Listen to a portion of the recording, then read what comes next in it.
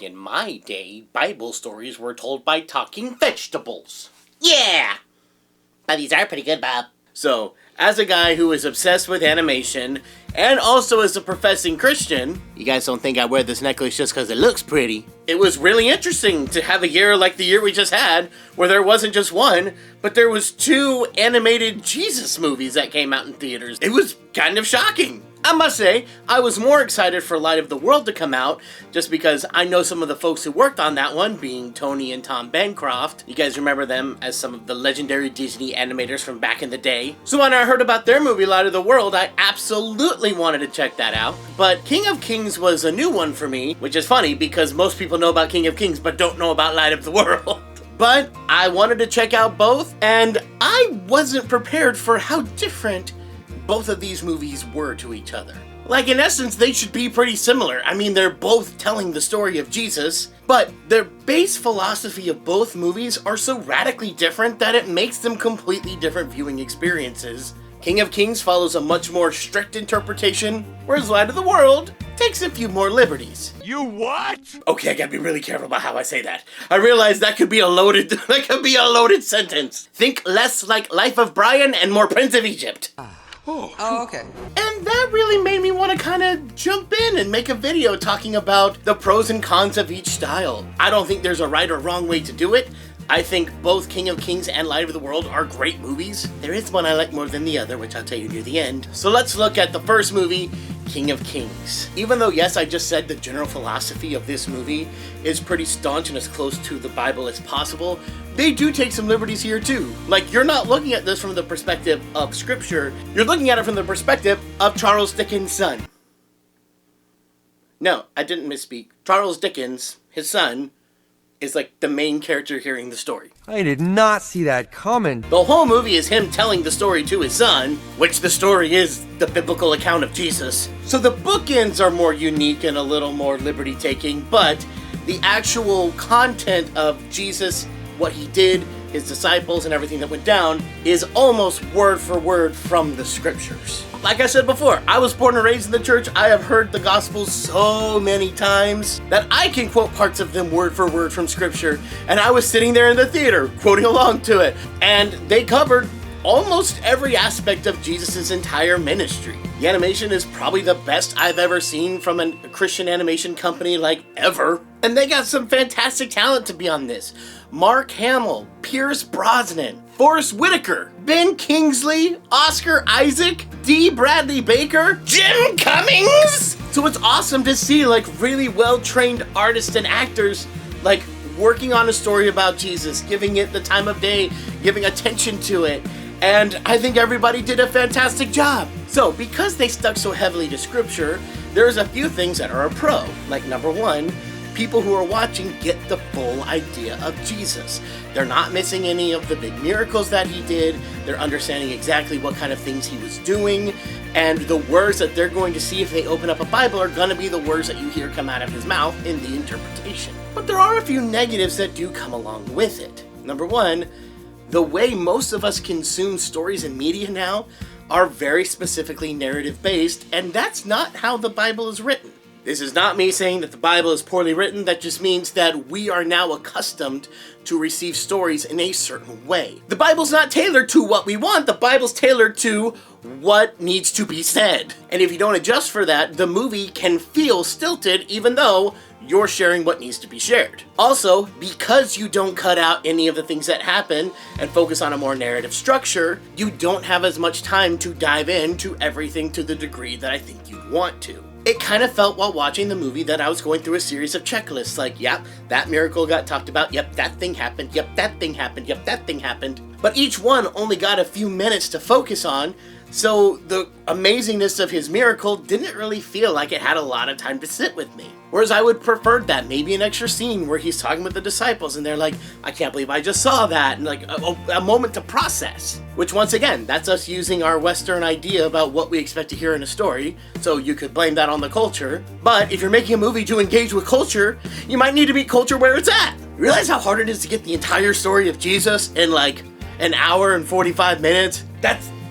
I don't even want to try to figure that out, especially with the whole Charles Dickens and his son, like, whole framework that they had to work with too. And also a negative repercussion is because you're doing everything so quickly, the actors don't have enough time to engage in the emotions that they would like to. In the business, we call this chewing on words. We need a good amount of words and a good amount of time to chew on it to really let the emotion come out. So regardless of how good or bad these actors or actresses are, if you don't have a lot of time to really let the emotion sit and the nuances hit, it can feel a little stilted. Which I think the idea of them having a framing device like Charles Dickens telling his kid that is helpful in the fact that you can get a lot of emotions through looking at him, and that is what they chose to do. He's there looking at every scene, and the kids are registering off of his emotions, and that's kind of what's driving the emotion of the movie, which is a good way to rectify the problem that I just talked about, but that doesn't deny the fact that it's still a little challenging to deal with the fact that it's not the main characters doing most of the emoting. It's the side character who's hearing the story. It was a very creative solution, and I do think that it worked, but I think the actual characters who are telling the story emoting are a better solution. But once again, this is not me saying that King of Kings is wrong or is bad. This is just me saying that these are some negatives that come along with that main idea. But for a movie that has that as its primary philosophies, then this is the best way I've ever seen it done. And if that's what you're looking for in a movie, then I think you're gonna get what you're looking for.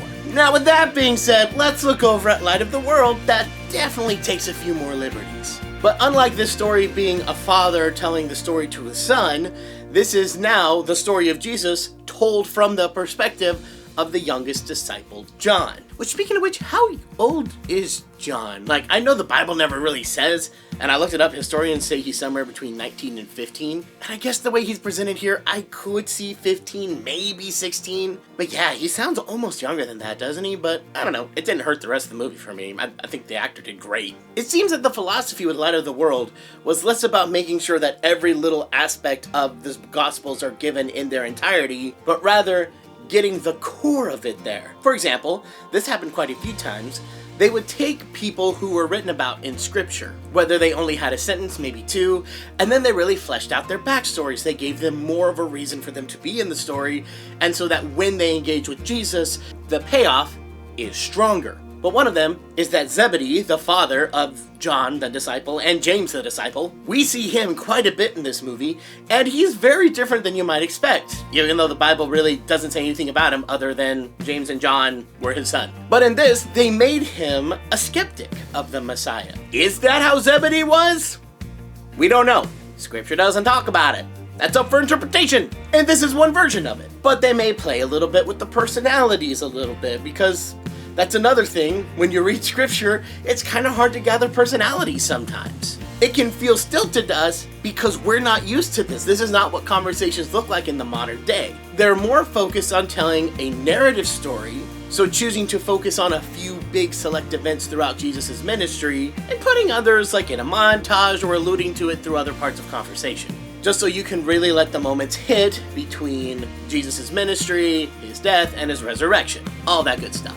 And I really loved how they brought a lot more of the historical context of what was going on while Jesus was alive, and what the Jewish people were looking for in the Messiah, hence why so many people thought Jesus wasn't the Messiah, because he wasn't doing some of the things they expected him to do. So it's almost like King of Kings is focused on being as academically on par as possible, whereas Light of the World is more focused on the emotion of the story. So this idea of taking some creative liberties when adapting a work has some pros and cons. In this particular case, it makes the people far more relatable. It allows chances for more modern comedy to come in, and more chances for an audience to connect. It can make emotion stronger. But a negative side is you're not getting the full story of Jesus. There's lots of different miracles and lots of different moments that happened that the story didn't cover. Another negative is this could lead to confusion on the story of Scripture. It is possible that people would watch the movie and then go to Scripture and assume that everything that happened in the movie was biblical and be wondering where it is, where it's not found, and then you wonder what else can I trust about the film this came from. But I think that's an extreme example. I think most people are going to recognize that when you make a movie, you're going to take some liberties. Even King of Kings did that. It was just far less than Light of the World did. You do run the risk of people associating more truth to your movie than to Scripture.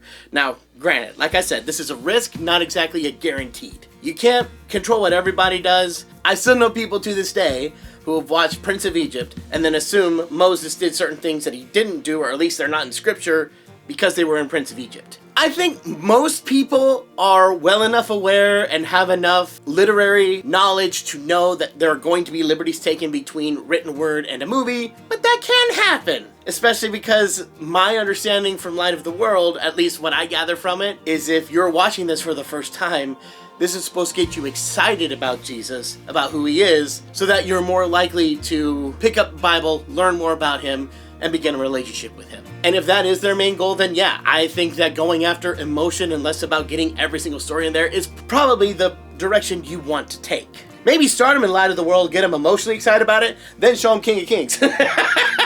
So I'm really thankful that we have both of these movies to see how much they differ and how much they have in common. They both do a really good job of presenting the scriptures. They both do a really good job of helping you to emote and to understand what's going on from a visual perspective.